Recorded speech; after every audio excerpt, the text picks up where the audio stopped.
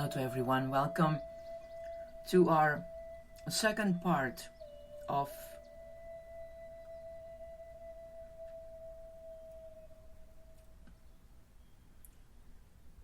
the Awakenings, the Great Awakenings. This is your Pastor Yeti. So, as Jesus said in a perfect metaphor, if we put new wine into old wineskins, both will be lost. See Mark 2:22. That's a rather clear statement about the need for gospel structures to support gospel individuals. Up to now, we have largely tried to evangelize individuals, while the structures have remained monarchical and unaccountable. Put new wine in fresh wineskins, and both are preserved. Matthew 9:17. Perhaps that is why Jesus does not directly take on social reform. Instead, he preaches a life of simplicity and non-violence that is simply outside the system of power, money, and control. More than directly fighting the system, he ignores it and builds an alternative worldview where power, prestige, and possessions are not sought or even admired. Such withdrawal of allegiance is finally the most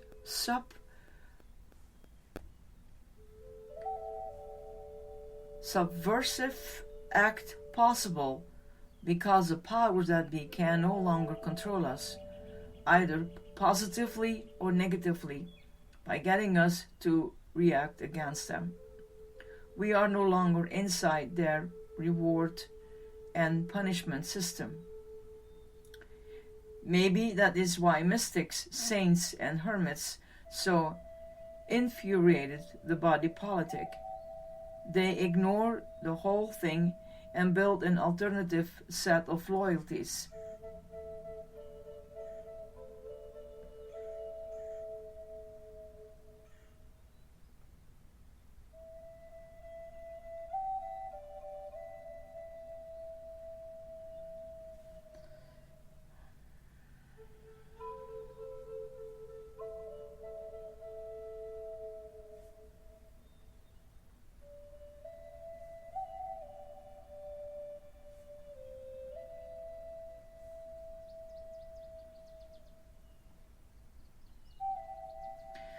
It seems we must begin conservatively with clear boundaries, identity, and a sense of respect for our reality. Then and only then can we move out from that strong center according to our education and experience.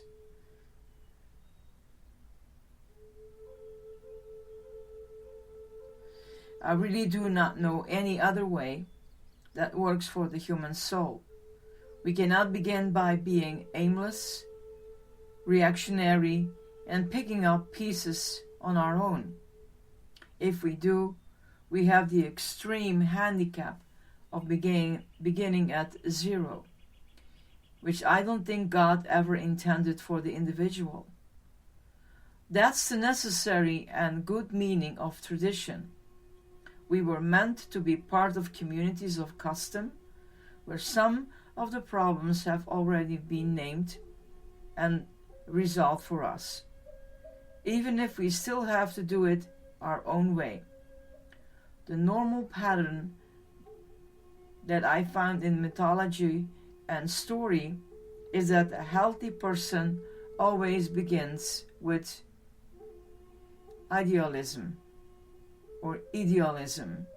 heroism, and black and white worldviews, and then moves toward nuances, compassion, exception, patience, tolerance, and wisdom.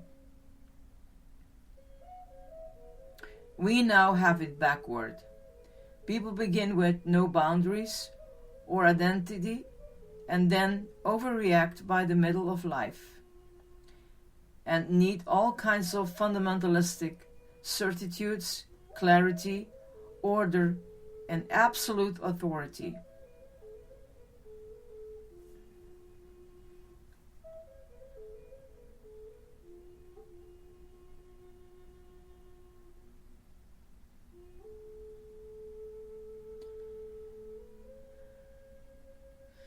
This is probably predictable for many baby boomers and later generations. It does not bode well for the future of religion, or even for the future of intelligence conversation.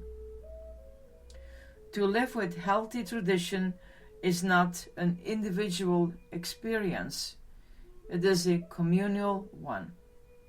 Perhaps this is why Catholicism emphasizes liturgy so much.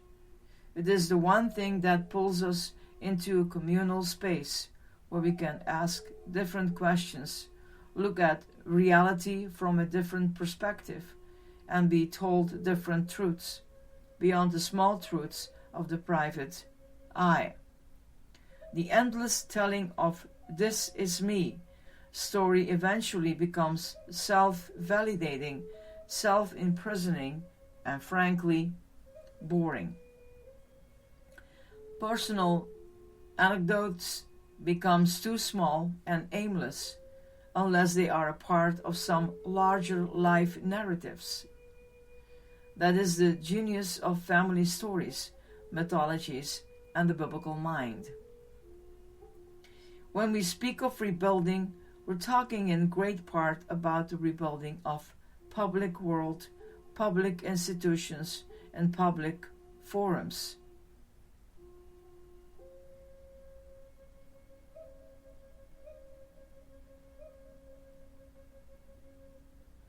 Attitude denial, change is only a beginning and still too privatized. We start with personal conversion, but then we must move towards structures that can allow that vision to be shared with other people and to be passed on to the next generation.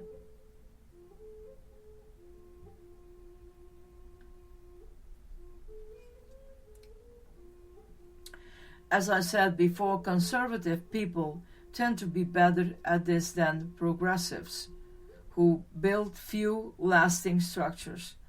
This is probably why most religion is inherently conservative. The genius is to distinguish between healthy conservatism and mere self-serving maintenance of state quo structures. People can look conservative and merely be afraid of large truth, imagination, intelligence, risk, and finally faith. God deserves more than that. True traditionalists are not always conservative by temperament. True traditionalists just know that there are some old boundary makers that were put there for a reason.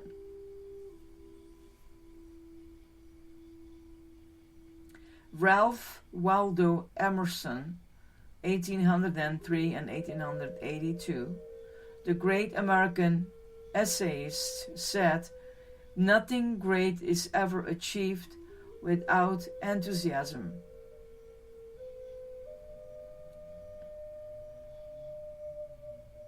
What a deconstructed culture lacks, because of its deep cynicism and pessimism about reality, is a basic confidence and enthusiasm that is necessary to start almost anything. We cannot begin with mere criticism or againstness, or it finally turns against our own group.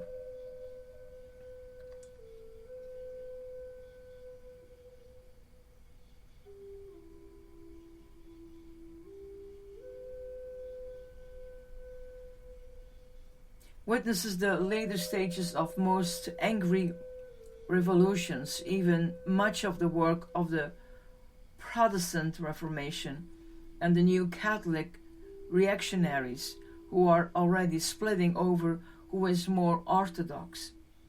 The brittle or negative personality finally breaks against itself and its own type. We can only build on life, not on death.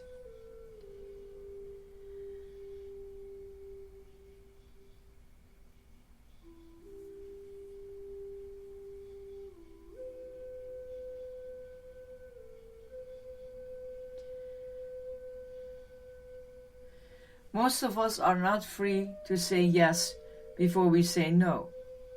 Our first response is normally, no, I don't trust that. I don't like that. I don't agree with that. The word enthusiasm and theos in Greek means filled with God. I'm not encouraging mindless enthusiasm, but the enthusiasm that is based on intelligence, wisdom, and the great gift of hope. Hope is a participation in the very life of God. This hope has nothing to do with circumstances or events going well. It can even thrive in adversity and trial. True faith, which always includes hope and love, is a predisposition to yes. I would say that a foundational yes is the most distinguishing element between a secular agenda and one that is guided by the Spirit of Jesus. You can spot the difference energy in a moment. With him, it was always yes, and however many the promises God made, the yes to them all is in him. 2 Corinthians 1:19b to verse 20. Jesus was a yes man in the deepest meaning of that phrase. If you were to come to this thinking, it would be a great change.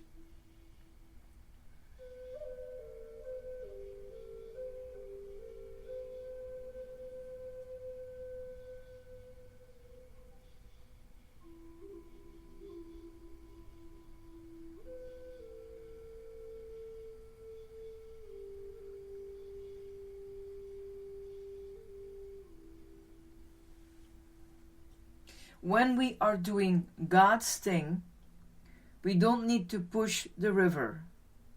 The river is God's unilateral and always reliable love. We don't badmouth people.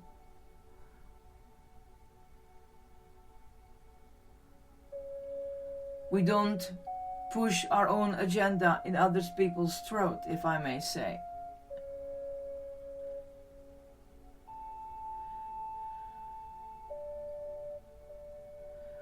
If we do that, I think you probably will think less of us. We represent the new agenda of God and calling forth a greater truth. And that is when we can call we do God's thing. That should make our style, even our corporated style, utterly different than that of almost anybody else. We can be positive and even cheerful because it does not all depend on our getting it right or doing it right.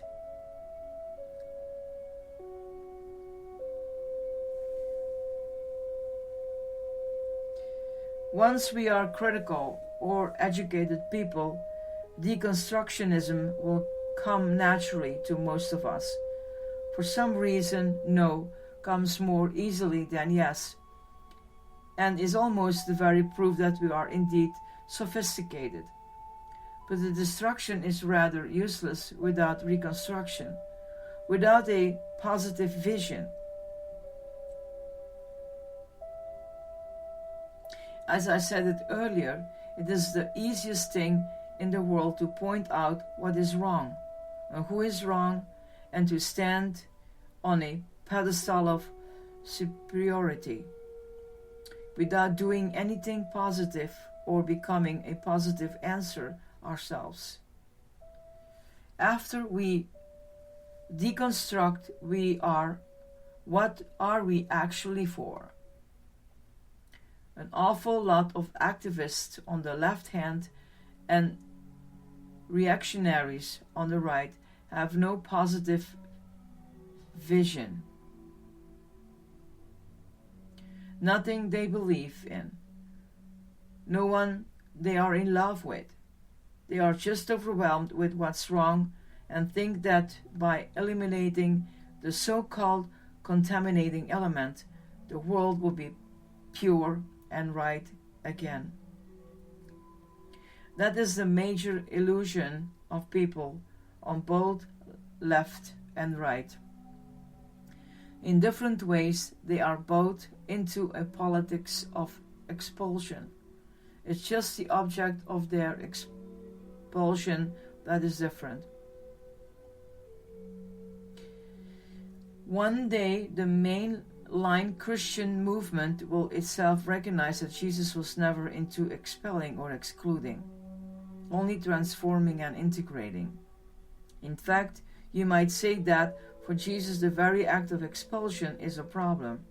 He is alive, sending the lepers and those healed back into the city, back to the priest, out of the cemetery of chains and gnashing of teeth. We're glad that people are working for justice and peace. We are happy that people are seeking to overcome evil, with problem solving, punishing offenders, and shunning the nonconformist will not, if itself, create a new vision, a new society.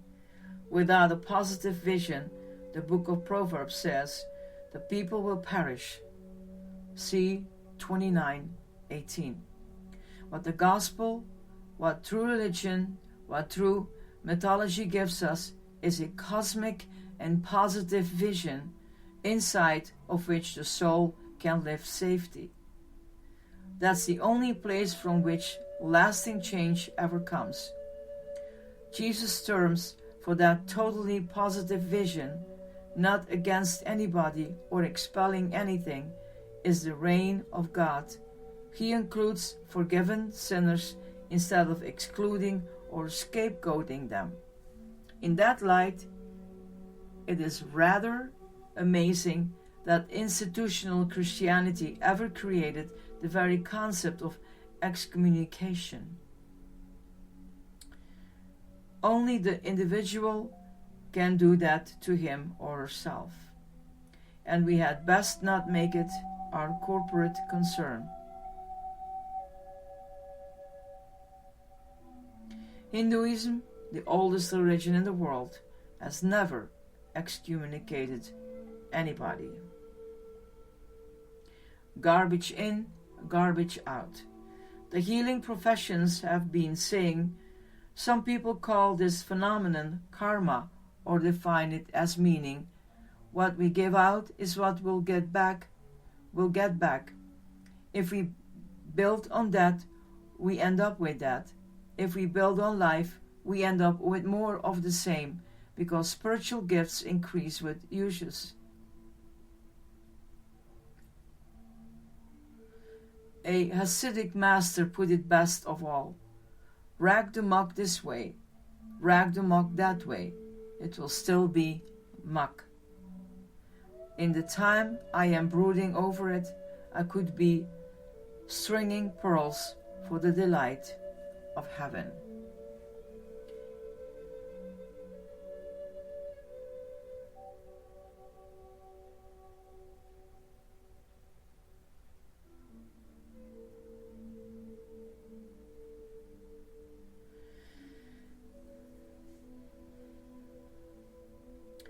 A German theologian, Dorothy Sölle, 1920-2003, said, "We are spiritual orphans in the West today, having lost access to our own spiritual roots.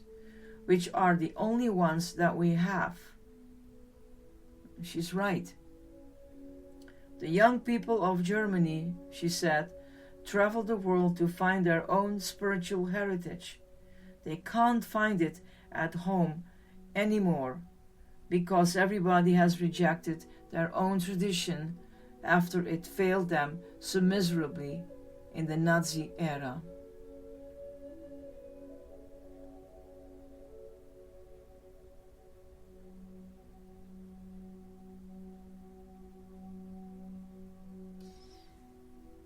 Alexander Solzhenitsyn, 1918-208, the Russian writer, put it even more desperately when he wrote, "The Western system in its present state of spiritual exhaustion does not look attractive. It's a telling metaphor. The Western mind refuses to be in awe anymore. It is only aware of what is wrong and seemingly incapable of rejoicing in what is still good and true and beautiful.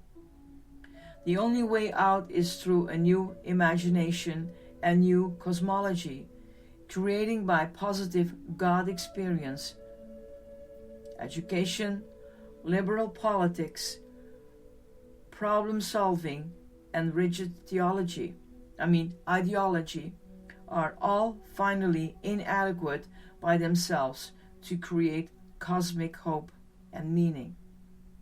Only great religion can do that, which is probably why Jesus spent so much of his ministry trying to reform religion. Nothing less will do. Healthy religion gives us a foundational sense of awe. It re-enchants an otherwise empty universe. It gives people a universal reverence toward all things, and only with such reverence do we find confidence and coherence. Only then does the world become a safe home. Then we can see the reflection of the divine image in the human and the animal and the entire natural world, which has now become inherently supernatural. That is the paradox, and all dualistic language will henceforth fail us. When the divine image is no longer present, why should I respect you or anything? Why should I talk to you with tenderness if you do not reflect the divine image? If you are just another market product? Humanism is actually a result of the gospel, but it is not the gospel itself, because it refuses the total seeing and foundation for absolute reverence. It tried to obey the second commandment without the first, and therefore is finally inadequate. Although we must admit that many humanists seem to love their neighbor in practice much better than many professed Christians. God used all of us as instruments. Christians just have the advantage of knowing they are indeed instruments and living in that joy now. It is, of course, finally, the doctrine of the cross which pushes this divine reflection to its other limits. More than anything else, the cross says that God can and must be seen in all things, but most especially in the seemingly sinful, broken, and tragic things. The place of the supposed worst becomes the place of the very best. The mystery of the cross teaches us to be prepared to be surprised about how and where God reveals God's heart. It is beyond our control. When we lose the reflection of the divine image in all things, we quickly disintegrate. The postmodern mind has too little respect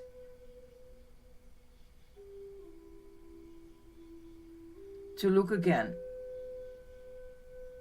To look ability to look again at what it has too easily dismissed. Both superficial science and much secular education have limited themselves to only partial seeing. With too little respect, the postmodern mind won't see all the way through things. It's the same with a lot of therapy and psychology. They're right as far as they go, but they stop too soon. Healthy religion pushes us all the way through. It tells us, don't stop with your anger, your disillusionment, your scientific explanation. Destruction is only the first stage toward a new reconstruction.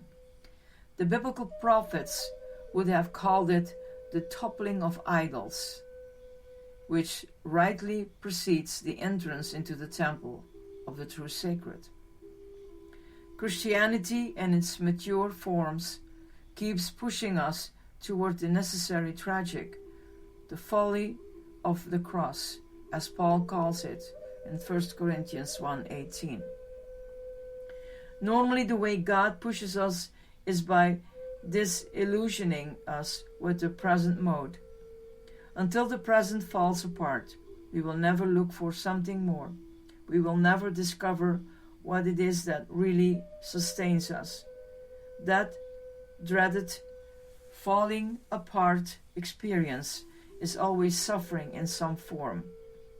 All of us hate suffering, yet all religions talk about it as necessary.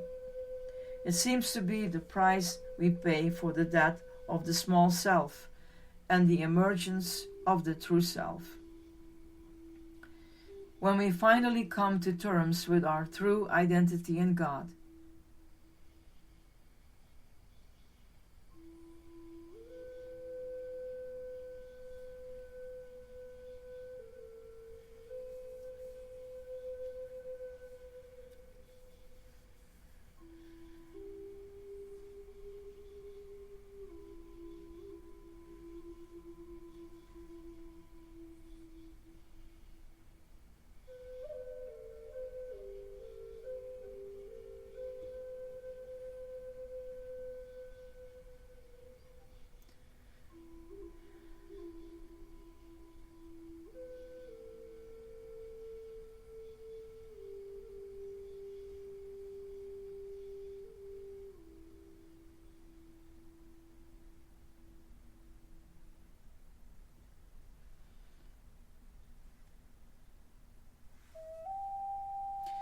part of the great mystery of life is that it's just as hard to see the ecstasy and beauty of things as it is to accept the crucifixion of things. Both are the Paschal mystery. Christ has died, Christ has risen, and both are an utter act of faith and surrender. In fact, when I see how the negative responses comes from the most people. First, the most people. I wonder if the seeing of the resurrection is not actually the harder act of faith. We find this in all four Gospels accounts, and I think it is more significant than we imagine. Not just doubting Jesus' personal rejection, but equally doubting our own, that of others, and the ability of God to turn all human crucifixions into a cosmic resurrection.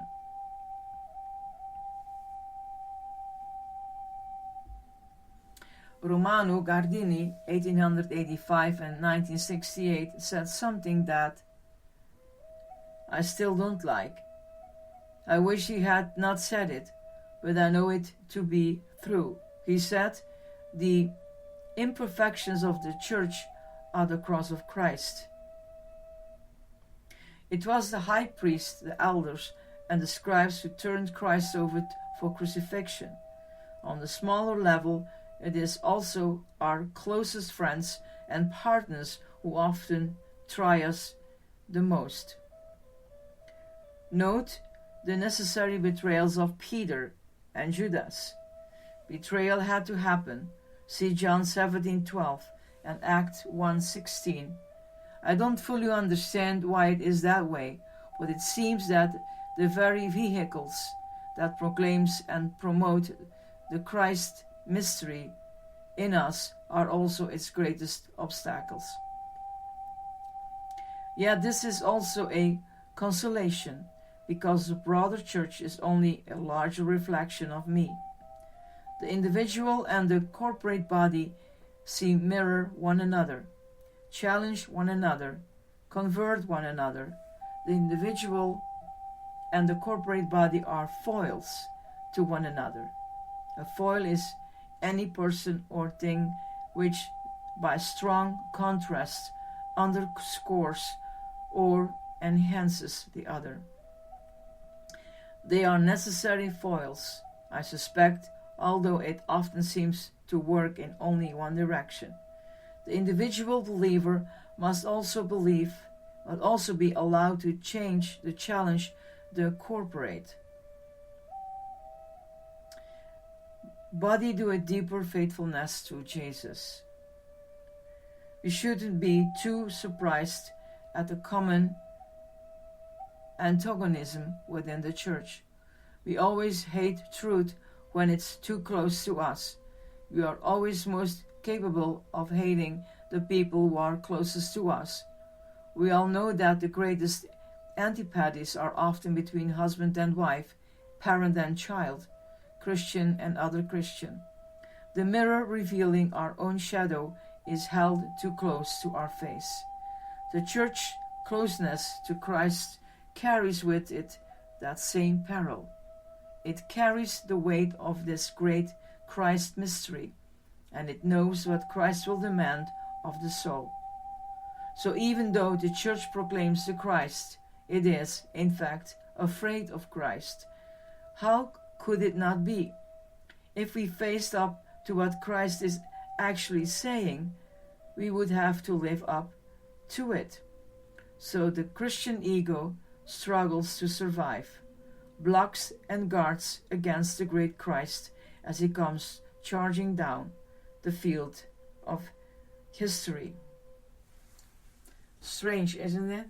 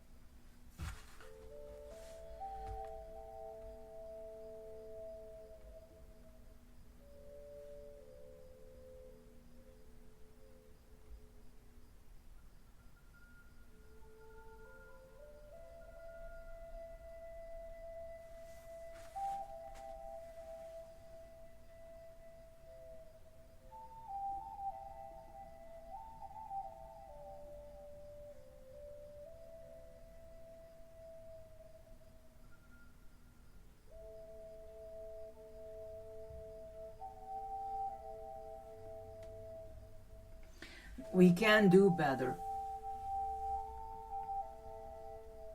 And I am convinced that we will. History is forcing us. God is therefore inviting us. May you dive deep in this listening to this session of the Great Awakening.